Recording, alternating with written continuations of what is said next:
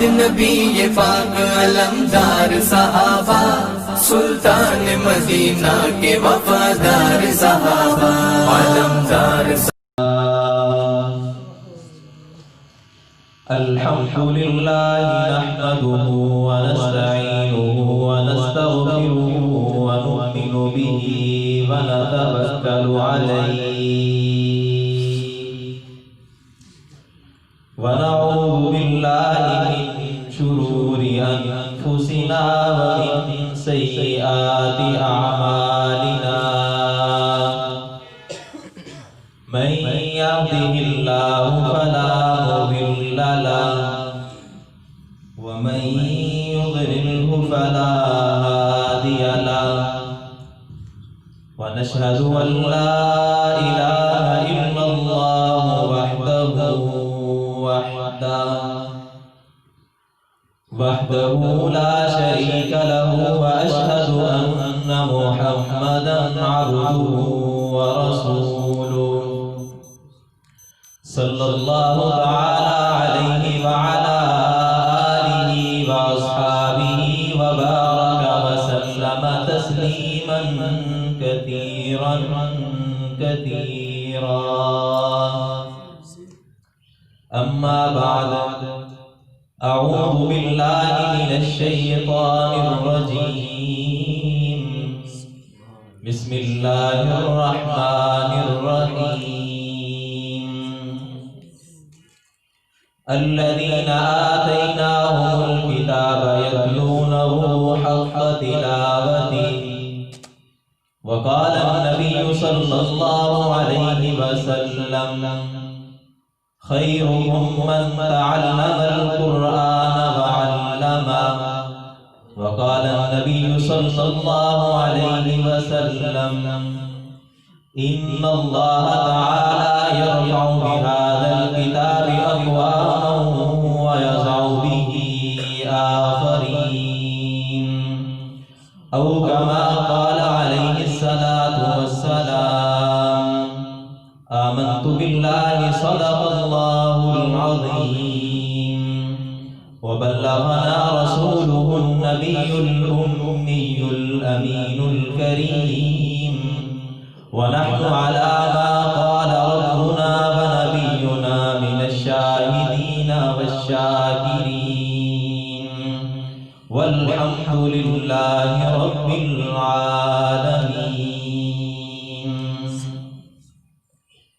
یہ مقصد ہے کہ دنیا سے جہالت ضلالت دور ہو جائے. یہ مقصد ہے کہ دنیا سے جہالت ضلالت دور ہو جائے. کلام اللہ سے کتاب اللہ سے ہر مسلم کا یہ سیاہ دل پرنور ہو جائے. نہ رہ جائے کوئی اس دنیا میں نافرمان محمد کا. ہم سب کی یہ دعا ہے اگر منظور ہو جائے. صحابہ تو صحابہ تھے کہ جن کی ہر شب عید ہوتی تھی. خدا کا قرب ان کو حاصل تھا، محمد کی دید ہوتی تھی. کیوں نہ ہو اسلام ممتاز دنیا بھر کے دینوں میں. کیوں نہ ہو اسلام ممتاز دنیا بھر کے دینوں میں. وہاں مذہب کتابوں میں، یہاں قرآن سینوں میں. میرے انتہائی واجبان احترام، قابل صد احترام دوستو بزرگوں، آج کی ہماری محفل ختم قرآن کے موقع پر منعقد ہوئی ہے، جس میں محمد حسیب نے حافظ نعمان صاحب کے پاس ختم قرآن کیا. اللہ رب العزت محمد حسیب کا ختم کرنا، حافظ صاحب کا پڑھانا اپنی بارگاہ عالیہ میں قبول و منظور فرمائے. اور اللہ رب العزت حافظ صاحب اور ان کے باقی جتنے بھی شاگرد ہیں سب کو اللہ رب العزت قرآن کی خدمت کے لیے تا دیر منظور اور قبول فرمائے۔ جس طرح حافظ صاحب اس وقت قرآن کریم کی خدمت کر رہے ہیں فی سبیل اللہ، اللہ رب العزت حافظ صاحب کو زندگی کے آخری سانس تک کسی طرح قرآن کریم کی خدمت کے لیے قبول و منظور فرمائے۔ جو شخص قرآن کریم کی خدمت کرتا ہے، سیکھتا ہے، سکھاتا ہے، تو وہ اس امت کا سب سے بہترین شخص ہے، اس لیے کہ اللہ کے پیارے نبی حضرت محمد رسول اللہ صلی اللہ علیہ وسلم نے فرمایا خیرکم من تعلم القرآن وعلمہ، تم میں سے جو شخص قرآن کو سیکھے اور سکھائے وہ سب سے بہترین ہے۔ تو قرآن کو سیکھنے اور سکھانے والے سب سے بہترین ہیں، اور انہی سیکھنے اور سکھانے والوں کو اللہ رب العزت دنیا کے اندر بھی انعامات سے نوازتے ہیں، ان کو دنیا کے اندر ہی عزتیں عطا کرتے ہیں، اور آخرت کے اندر بھی اللہ رب العزت نے انہی حافظ قرآن کے لیے، قرآن کے ساتھ تعلق رکھنے والوں کے لیے انعامات رکھے ہیں۔ یہ اعزاز اور انعام یہ حافظ قرآن کا ہی تو ہے نا کہ قیامت کے دن اللہ رب العزت حافظ قرآن کو کہیں گے کہ جا قرآن پڑھتا جا اور جنت کے درجات پر چڑھتا جا، جہاں تیرا قرآن ختم ہوگا وہاں تیرا مقام ہوگا۔ یہ بھی سعادت حافظ قرآن کو حاصل ہے کہ اللہ رب العزت قیامت کے دن حافظ قرآن کو کہیں گے کہ جا اپنی مرضی کے 10 آدمی جن پر جہنم واجب ہو چکی ہے ان کی سفارش کر ان کے اوپر جہنم کو حرام کرنا، جنت کو حلال کرنا مجھ اللہ کا کام ہے۔ یہ سعادت بھی ایک حافظ قرآن کے لیے ہے۔ جو شخص اس قرآن کے ساتھ جڑتا ہے اللہ رب العزت اس کو دنیا کے اندر بھی اپنے اعزاز و اکرامات سے نوازتے ہیں اور آخرت کے اندر بھی نوازیں گے۔ دنیا کے اندر کی مثال ہم صحابہ اکرام کو لے لیں کہ جیسے کہ حضرات صحابہ اکرام قرآن کے ساتھ جڑنے سے پہلے صحابہ کی کوئی حیثیت نہیں تھی، ان کو کوئی جانتا نہیں تھا، مانتا نہیں تھا، پتہ نہیں تھا۔ جب حضرات صحابہ اکرام حضور کی مجلس کے اندر آئے، قرآن کو سیکھا، تو اللہ رب العزت نے صحابہ کو کیا انعام دیا کہ اللہ رب العزت نے دنیا کے اندر ہی انہیں رضی اللہ عنہ و رضوا عنہ کا سرٹیفکیٹ عطا کر دیا۔ اللہ ان سے راضی ہو گیا، وہ اللہ سے راضی ہو گئے۔ یہ کس لیے تھا حضرات صحابہ اکرام کا؟ اس وجہ سے کہ اللہ رب العزت کے ساتھ اللہ رب العزت کی اتاری ہوئی کتاب پر حضرات صحابہ کرام عمل کرتے تھے۔ اس کتاب کے ساتھ ان کا ایک گہرا تعلق تھا، ساری زندگی وہ اسی قرآن پر عمل پیرا ہو کر گزاری انہوں نے۔ اس وجہ سے اللہ رب العزت نے ان کو ایک انعام و اکرام عطا کیا، اور اسی قرآن کی وجہ سے اللہ رب العزت بعضوں کو بہت عزت عطا کرتے ہیں اور بعضوں کو ذلیل و خوار کر دیتے ہیں۔ حضرات صحابہ کرام آئے، قرآن سے جڑے، اللہ کی نبی کی صحبت میں بیٹھے۔ حضرت ابو بکر تھے تو صدیق بن گئے، حضرت عمر تھے تو فاروق اعظم بن گئے، حضرت عثمان تھے تو ذی النورین بن گئے، حضرت علی تھے تو شیر خدا بن گئے، حضرت بلال چلتے مکہ اور مدینہ کی گلیوں میں ہیں لیکن قدموں کی آواز جنت سے آتی ہے۔ یہ کس لیے تھا؟ یہ سب قرآن کے ساتھ تعلق اور قرآن پر زندگی گزارنے کا نتیجہ تھا۔ اس کے برعکس کفار کو دیکھیں، ابو جہل آیا، قرآن کی مخالفت کی، جہنم میں جا گرا۔ عتبہ آیا، قرآن کی مخالفت کی، قرآن سے کٹا، جہنم میں جا گرا۔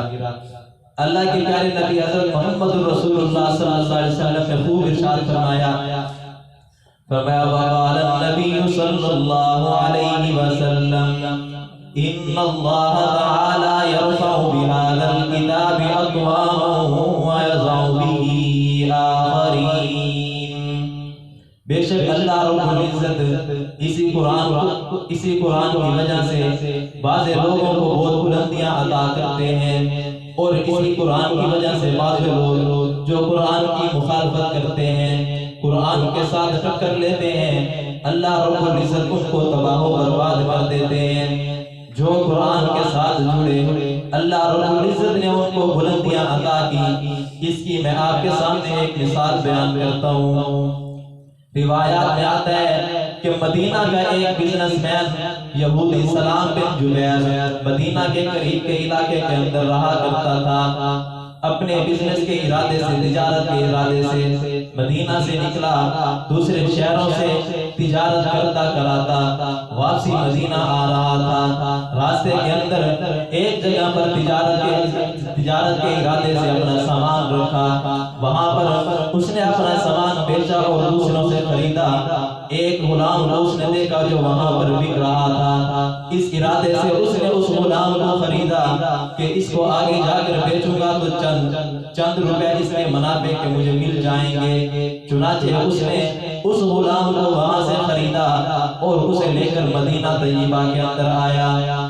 اس نے یہاں آ کر اپنا سارا سامان بازار کے اندر لگا دیا۔ اس غلام کو بھی اس نے اپنے سامان کے ساتھ کھڑا کر دیا۔ اس کا سارا سامان کی ٹکٹوں پر چند ہی گھنٹوں کے اندر سارا سامان بک گیا۔ لیکن وہ جو غلام لے کر آیا تھا اس نیت پر کہ اس سے بھی چند روپے میں منافع کے طور پر کما لوں گا، لیکن وہ وہی شام ہو گئی لیکن اس کو خریدنے کے لیے کوئی نہیں آیا۔ وہ اسی جگہ پر کھڑا رہ گیا۔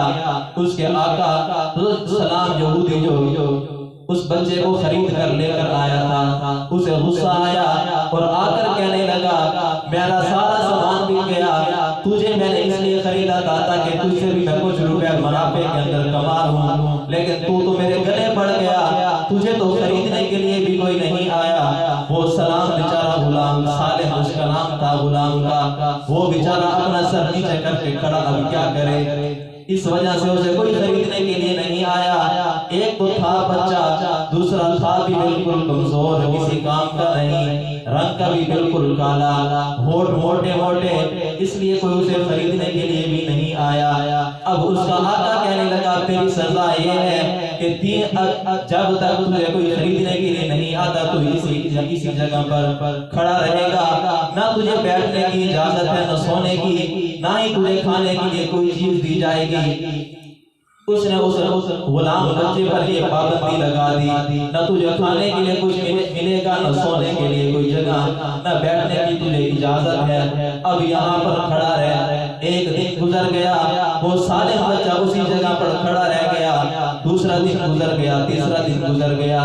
ایک عورت سبینہ نامی خاتون نے اس بچے کو دیکھا کہ 3 دن ہو گئے میں مسلسل دیکھ رہی ہوں کہ یہ بچہ اسی جگہ پر کھڑا ہے، آخر بات کیا ہے؟ وہ سبینہ بی بی اس صالح بچے کے پاس گئی اور آ کر پوچھتی ہے بیٹا کیا بات ہے کہ میں تمہیں 3 دن سے دیکھ رہی ہوں، تم اسی جگہ پر کھڑے ہو، نہ کہیں آتے دیکھا تمہیں نہ جاتے دیکھا، کیا بات ہے؟ بی بی سبینہ نے جب یہ کہا تو وہ صالح بچہ زاروں قطار رونے لگا، کیونکہ 3 دن کے بعد اس کے پاس اس کا حال پوچھنے والا کوئی آیا تھا، وہ اندر سے بالکل ٹوٹ چکا تھا۔ صالح نے جب دیکھا کہ مجھ سے میرا حال پوچھنے کے لیے کوئی آیا ہے تو اس کی آنکھوں سے آنسو نکل آئے، زاروں قطار رونے لگا۔ بی بی سبینہ نے اس کے آنسو پوچھے اور رونے کی وجہ پوچھی اور یہ بھی پوچھا کہ تم 3 دن سے یہاں پر کھڑے ہو، وجہ کیا ہے؟ تو وہ بچہ رونے کے بعد کہتا ہے کہ میں دراصل غلام نہیں ہوں، میں اپنے والدین کے ساتھ اپنے ننیحال جا رہا تھا، ہمارا لشکر جا رہا تھا، ڈاکوؤں نے ہمارے اوپر حملہ کیا، مجھے وہاں سے اغوا کیا اور ایک جگہ پر آ کر فروخت کیا، اس میرے مالک نے وہاں سے مجھے خریدا،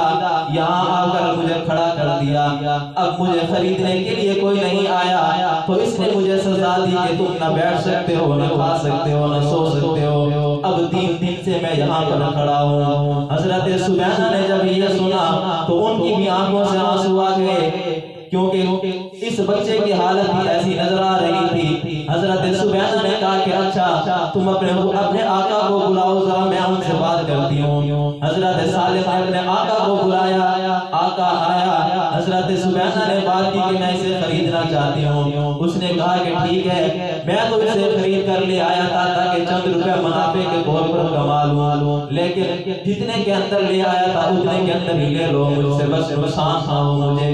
بی بی سبیانہ نے اتنے پیسے دیے اور اس سالم غلام کو خرید لیا، اپنے گھر لے آئی۔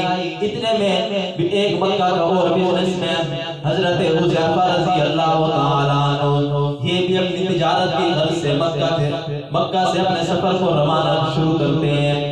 سفر کرتے کرتے، تجارت کرتے کرتے، دوسروں علاقوں سے ہوتے ہوتے حتیٰ کہ یثرب کے اندر، مدینہ کے اندر حضرت حذیفہ بھی آ پہنچتے ہیں۔ وہاں پر آ کر چند دن کا قیام کیا۔ حضرت حذیفہ نے وہاں پر آ کر اپنی تجارت کی۔ اسی دوران ایک عورت پر نظر پڑی، عورت پسند آئی، لوگوں سے پوچھا کہ یہ عورت کون ہے؟ لوگوں نے بتایا کہ بڑے اچھے خاندان کی، اچھا نسب ہے، اور اس کا نام بتایا کہ اس کا نام بی بی سبیانہ ہے۔ حضرت حذیفہ نے مزید اس عورت کے متعلق پوچھا تو لوگوں نے اس سبیانہ کا واقعہ، حضرت سالم والا واقعہ حضرت حذیفہ کو بتایا تو حضرت حذیفہ نے کہا کہ معلوم ہوتا ہے کہ کوئی اچھے خاندان کی لڑکی ہے۔ پوچھا کہ کیا اس کی شادی ہو چکی؟ لوگوں نے بتایا کہ نہیں، ابھی تک اس کی شادی نہیں ہوئی۔ حضرت حذیفہ نے اس بی بی سبیانہ کے گھر اپنے نکاح کا پیغام بھیجا۔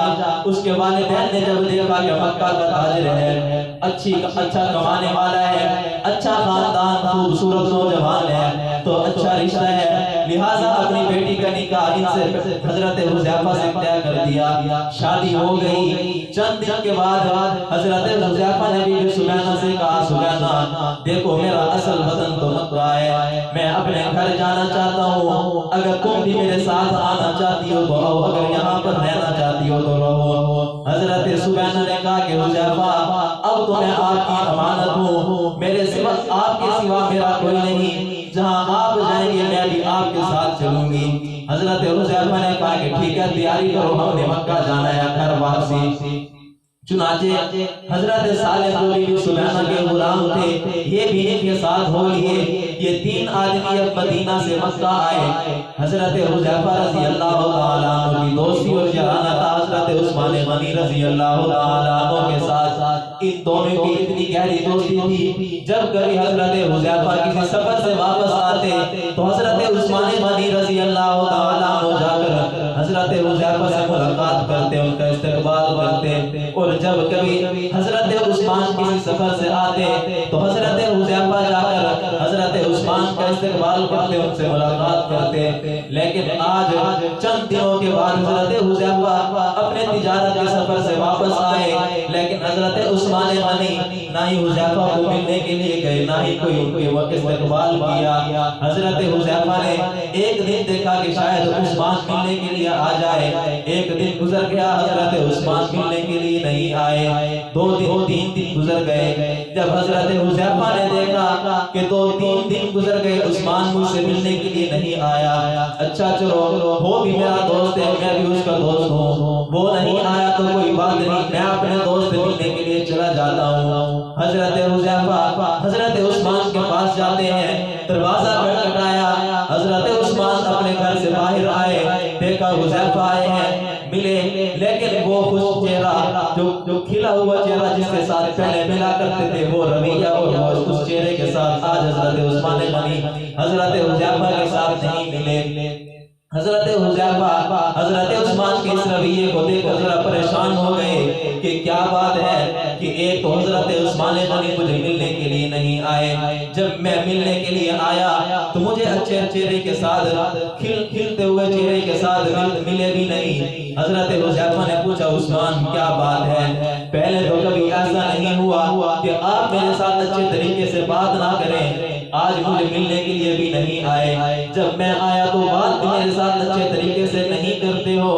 حضرت عثمان غنی نے کہا کہ حذیفہ دیکھو، پہلے تمہارا اور میرا مذہب ایک ہوا کرتا تھا، اب تمہارا اور میرا مذہب علیحدہ علیحدہ، میں مسلمان ہو چکا ہوں، میں نبی آخر الزمان حضرت محمد رسول اللہ کے ہاتھوں پر بیعت کر کے کلمہ پڑھ چکا ہوں، ابھی تک تم نے کلمہ نہیں پڑھا، اس لیے تمہارا اور میرا یارانہ اور تعلق پہلے جب تھا سو تھا، آج کے بعد اگر میرے ساتھ تعلق رکھنا چاہتے ہو، میرے ساتھ دوستی بنانا چاہتے ہو، تو تمہیں بھی آ کر میرے ساتھ محمد عربی کے قدموں میں بیٹھ کر کلمہ پڑھنا ہوگا۔ حضرت حذیفہ نے کہا کہ عثمان، اگر تیری دوستی اور جلانے کے لیے مجھے محمد عربی کا غلام بننا پڑے گا تو میں تیار ہوں، چلو لے چلو مجھے محمد عربی کی دربار کے اندر۔ حضرت حذیفہ نبی پاک صلی اللہ علیہ وسلم کی دربار کے اندر آئے، آ کر حضور کے ہاتھ پر بیعت ہوئے، کلمہ پڑھا، مسلمان ہو گئے۔ جتنی دیر بیٹھے اس کے بعد جب اٹھے تو گھر گئے، اپنی بیوی حضرت سبیانہ سے کہا کہ سبیانہ دیکھو، پہلے ہمارا مذہب ایک تھا، اب ہمارا مذہب جدا ہو چکا ہے، میں اسلام لا چکا ہوں، میں محمد عربی کے ہاتھوں پر بیعت کر چکا ہوں، اگر تم میرے ساتھ میرے نکاح کے اندر رہنا چاہتی ہو تو تمہیں بھی میرے ساتھ اسلام قبول کرنا پڑے گا، ورنہ تم اپنے مکہ مدینہ کے اندر واپس جا سکتی ہو۔ حضرت سبیانہ نے کہا کہ حذیفہ، میں تو تیرے لیے اپنے شہر مدینہ کو چھوڑ کر تیرے پاس آئی ہوں، اب تو تیرے سوا میرا کوئی نہیں، جو آپ کہیں گے میں بھی وہی مانوں گی، آپ جو کہتے ہیں اسلام لے آؤں گی، آپ اگر جو کہیں گے وہ کروں گی۔ بیوی سبیانہ نے بھی حضرت حذیفہ کے کہنے پر اسلام قبول کر لیا۔ وہ آنے والا بچہ غلام جو ان کے ساتھ آیا تھا، جب اس نے دیکھا کہ میرے آقاؤں نے اسلام قبول کر لیا تو وہ بھی محمد عربی کے قدموں میں آ کر اسلام قبول کر کے مسلمان ہو گیا۔ اب چند دنوں کے بعد حضور صلی اللہ علیہ وسلم کا پیغام حضرت سبیانہ تک پہنچا کہ جو اپنے غلام کو آزاد کرے گا، اللہ رب العزت اس پر جہنم کی آگ کو حرام کر دیں گے، اس پر جنت کو واجب کر دیں گے۔ جب حضور کا یہ پیغام حضرت سبیانہ نے سنا تو حضرت سبیانہ نے اپنے غلام حضرت سالم کو آزاد کر دیا۔ جب حضرت سالم آزاد ہوئے، بجائے خوش ہونے کے کہ میں غلامی سے آزاد ہو گیا، رونے بیٹھ گئے۔ حضرت حذیفہ نے دیکھا کہ غلام سالم رو رہا ہے، پوچھا کہ سالم کیا بات ہے، کیوں رو رہے ہو؟ سالم کہنے لگے کہ مجھے آپ کی بیوی سبیانہ نے آزاد کر دیا۔ حضرت حذیفہ نے کہا کہ بیٹا، یہ تو خوش ہونے کی بات ہے کہ تم آزاد ہو گئے ہو، آج سے تم اپنی زندگی اپنی مرضی کے مطابق گزارنے کے حقدار ہو۔ حضرت سالم کہنے لگے حذیفہ، پہلے مجھے نہ کھانے کی فکر تھی، نہ پینے کی، نہ رہنے کی، نہ پہننے کی، سارا خرچہ آپ اور آپ کی گھر والی سبیانہ کے ذمہ تھا۔ اب جو حضرت سبیانہ نے مجھے آزاد کر دیا، اب میں اس میں فکر اور غم کی وجہ سے رو رہا ہوں کہ میں رات کہاں گزاروں گا، میں کھاؤں گا پیوں گا کہاں سے، میرے کپڑوں کا انتظام کون کرے گا؟ حضرت حذیفہ نے کہا کہ سالم بیٹا، آپ پریشان نہ ہو، آپ کے کپڑوں کا انتظام، آپ کے رہن سہن، کھانے پینے کا انتظام میں کروں گا۔ آج سے تم میرے بیٹے ہو، میں تمہارا باپ ہوں، اور میرے گھر کے اندر جس طرح پہلے رہ رہے تھے آج ہی آ کر رہو۔ چنانچہ حضرت سالم حضرت حذیفہ کے ساتھ ان کے گھر پہنچتے ہیں۔ اب یہ آزاد ہو گئے، پہلے غلام تھے، گھر کے کام وغیرہ کیا کرتے تھے، لیکن اب تو ان کے بیٹے بن چکے ہیں، اب تو غلام نہیں، آزاد ہو گئے۔ اب سارا دن فارغ ہیں، سوچ رہے ہیں کہ کیا کروں۔ ذہن کے اندر خیال آیا کہ کیوں نہ ہو کہ محمد عربی کے قدموں میں جا کر قرآن کریم کو سیکھوں۔